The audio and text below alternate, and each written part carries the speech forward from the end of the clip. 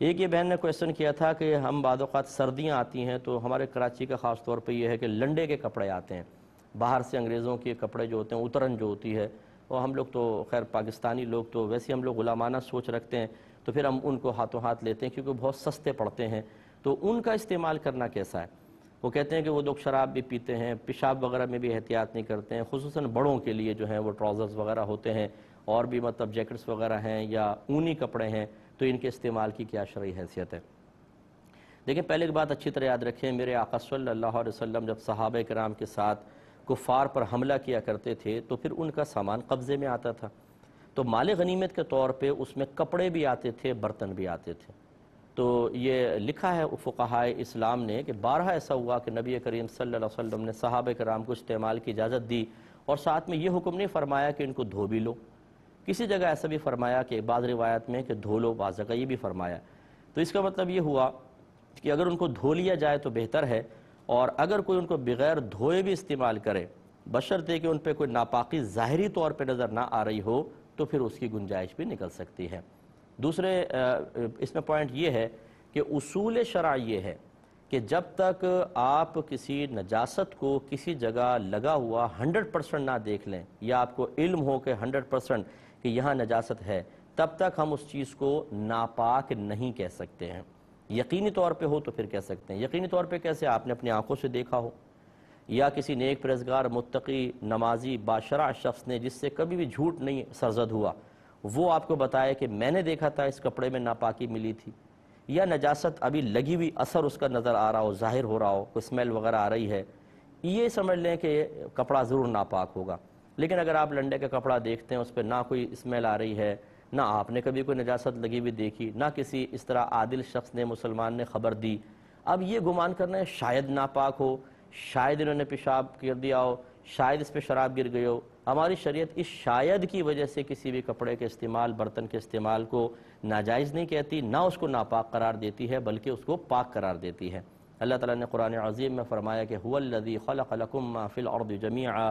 اللہ تعالیٰ وہ ذات ہے جس نے زمین پر جو کچھ ہے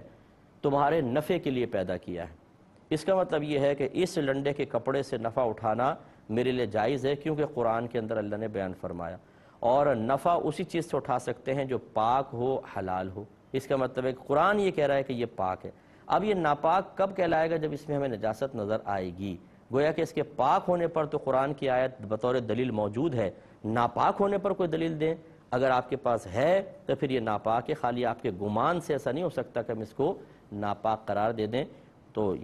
یہ ضرور ہے کہ آپ اس کو ناپاک قرار نہیں دے رہے، لیکن دل مان سا نہیں رہا، تو آپ نے کہا چلو احتیاطاً دھو لیتے ہیں، اس میں کوئی حرج نہیں ہے کہ آپ احتیاطاً دھو لیں، تقوی کے طور پہ دھو لیں، اچھی بات ہے۔ لیکن ایک ہوتا ہے کہ بعض لوگ اتنے جرأت مند ہوتے ہیں کہ بغیر کسی شرعی دلیل کے کہتے ہیں تو ناپاک ہے، کیسے آپ نے پہن لیا؟ بھئی کیسے آپ کہہ رہے ہیں ناپاک ہے، جبکہ شریعت اس کو پاک قرار دے رہی ہے اصلاً۔ اگر آپ اس کو کہتے ہیں یہ ناپاک ہے تو دلیل دیں کہ یہ ناپاک ہے، خالی آپ کے گمان سے کوئی چیز ناپاک نہیں ہوگی، اس کے لیے قطعی شرعی دلیل درکار ہوتی ہے۔ ایک انہوں نے پوچھا کہ ہم چائنا جاتے ہیں کچھ مال وغیرہ خریدنے کے لیے، جیسے آج کل ٹریڈنگ ماشاءاللہ کافی چل رہی ہے، تو یہ کہتے ہیں کہ وہاں پر غیر مسلمین کے ہوٹل ہوتے ہیں، اب ہمیں کھانا کھانا ہوتا ہے تو ہم اس میں داخل ہو جاتے ہیں، گوشت وغیرہ تو نہیں کھاتے لیکن پھر بھی ان کے برتن استعمال کرتے ہیں، اور سنا یہ ہے کہ مطلب ہمارا گمان کہتے ہیں یہ ہے کہ کچن کے اندر ہو سکتا ہے کچھ ناپاک بھی پکڑا ہو، تو اس کا چمچہ کسی سبزی وغیرہ کے اندر، کسی چیز کے اندر ڈال دیا گیا ہو، تو ہم اس ہوٹل پہ بیٹھ کے کھانا کھا سکتے ہیں کہ نہیں؟ لیکن اس کا جواب یہ ہے کہ آپ کو کچن میں تانک جھانک کی ضرورت ہی نہیں، یہاں تحقیق کی حاجت بھی نہیں ہے، اور ایک بات۔ دوسری بات یہ ہے کہ آپ گوشت کے علاوہ کوئی بھی چیز منگوائیں،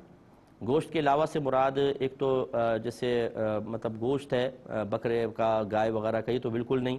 اور اگر سمندر کے جانور ہیں ان میں صرف مچھلی کے علاوہ کچھ بھی نہیں، تو اگر آپ مچھلی منگوانا چاہیں تو فش منگوا سکتے ہیں، باقی یہ گوشت وغیرہ اور کوئی نہیں، یا پھر کوئی سبزی وغیرہ، کوئی دال وغیرہ، کوئی چاول وغیرہ ہو، رائس، وہ منگوا لیں، اور اس میں یہ بالکل کوئی مطلب آپ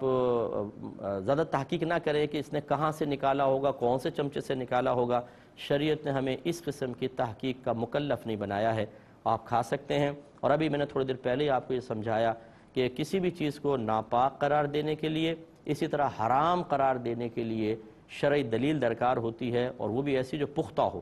ورنہ خود اللہ نے قرآن میں فرما دیا کہ جو کچھ زمین پہ اللہ نے تمہارے نفع کے لیے پیدا کیا ہے، اور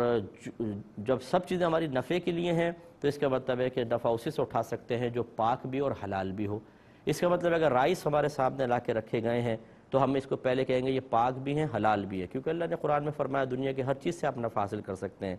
صرف اسی سے حاصل نہیں کر سکیں گے کہ جس کے اوپر کوئی دلیل شرعی طور پہ آ جائے کہ یہ ناپاک ہے، یہ حرام ہے، اور اس پر کیا دلیل ہے کہ ناپاک اور حرام ہے، تو اس کے لیے قطعی دلیل چاہیے۔ آپ اپنے گمان سے اس کو ناپاک یا حرام قرار نہیں دے سکتے، اور قطعی دلیل وہ ہے کہ آپ فرض کر لیں آپ نے جا کر ہی دیکھ لیا کہ اس نے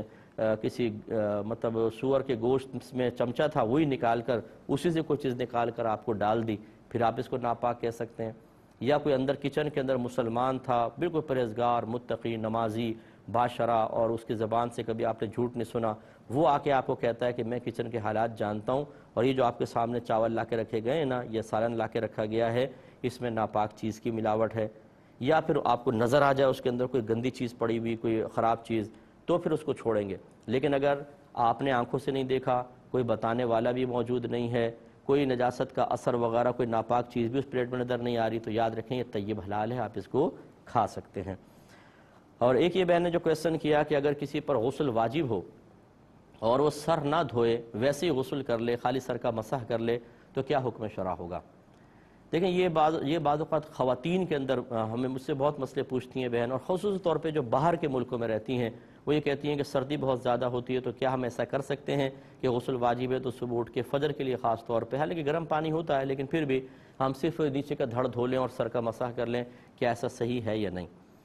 دیکھیں پہلی بات تو یہ کہ اگر انسان حالت صحت میں ہو، کوئی اس کو نزلہ نہیں ہے، سر پہ پانی ڈلنے سے کوئی بخار ہونے کا اندیشہ نہ ہو، کچھ بھی نہیں ہے، تو پھر تو فرض ہے کہ سر کے ایک ایک بال کو دھونا، اس کے نیچے کی کھال کو دھونا، اور پورے بدن پر سے ہر حصے بدن پر پانی کا بہانا فرض ہوگا، تب کہیں جا کے غسل اترے گا۔ لہذا اگر کوئی نیچے دھڑ سے نہا لے کوئی بہن اور حالت صحت میں ہے اور صرف سر کا مسح کر لیں، یہ ناپاک رہیں گی اور اس حالت میں نماز پڑھیں گی تو شدید گناہ کبیرہ کی مرتکبہ بھی ہوں گی۔ اور اگر بالفرض مطلب کوئی عذر ہے کہ سر پہ پانی ڈالیں تو بیماری بڑھ جائے گی، پھر یہ کر سکتے ہیں نیچے سے نہا لیں، سر کا صرف مسح کر لیں۔